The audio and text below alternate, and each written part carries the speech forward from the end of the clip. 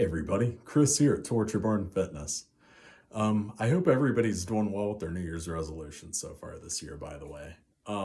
Especially if your New Year's resolutions involve diet, exercise, health, fitness, burning muscle, or burning body fat, gaining muscle, just living a healthy lifestyle, etc., etc. Because I know it can be really hard to get started. And, 90% of people make these their New Year's resolutions. And out of those 90% of people that make one of these topics their New Year's resolutions, 90% give it up within the first 2 weeks. We're on day 17, baby. So if you're still in this, if you're still moving, if you're still kicking ass and motivated, kudos to you. I'm absolutely cheering you on, and I'm really happy to hear it. Yeah, but I wanted to touch on a subject tonight that, if I would have known about this in the first year I got involved in health and fitness, I could have saved myself a lot of time, a lot of bad muscle aches, a lot of going to bed hungry, a lot of just nonsense. That's metabolic adaptation. See, when I first got into my health and fitness journey, it was about 8 years ago, 2 weeks ago. Um, I did a hell of a lot of running, like a hell of a lot of running. I ran 1,200 miles in a year. It sucked. Lots of shin splints, a lot of muscle aches, tight hips. Just, I felt like crap all the time. And I ate 1,200 calories a day. Just that was on average. Every now and then I'd have a cheat meal here and there. We all got to do it. Zap that metabolism back up. But yeah, shit. For the breakfast every day, I had 2 or 3 eggs, some spinach, a little bit of feta cheese. For lunch and dinner every day, I had chicken and broccoli, chicken and broccoli, chicken and broccoli. Um, for a nighttime snack, I usually had this really crappy cracker. It's called a Wassa cracker. You find them in the health food store. They taste like cardboard. And I'd take that with a tablespoon of peanut butter and some cut up strawberries. It's not very good. I ate like this for an entire year.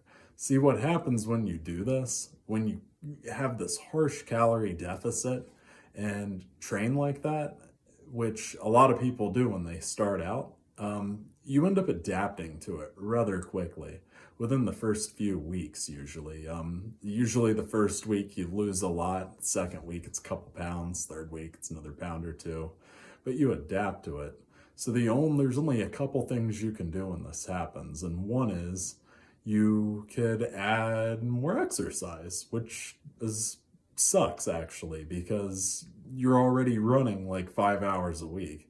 A lot of people, when they get involved in these routines, they'll go 5 days because they're crazy motivated. They'll go 5 days, hour a day, hitting that treadmill like it's nobody's business. And yeah, and then they go in these harsh caloric deficits, which your body gets real used to real fast.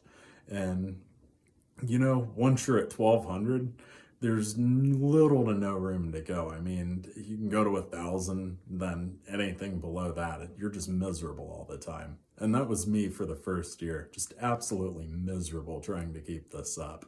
And it's not sustainable, and that's what I'm trying to get at, because once you decide you're sick of living to the point where you're surviving on 800 calories a day or 1,200 calories a day and running 5 hours a day just to burn the calories and then go back to maintenance. Maintenance, once you hit maintenance, is maintenance. So your maintenance would be you have to run an hour a day and eat 800 calories a day to maintain your size. And I want to tell you guys, there's a way around that, and that's resistance training. See, resistance training, it's an anabolic form of exercise, meaning it builds tissue.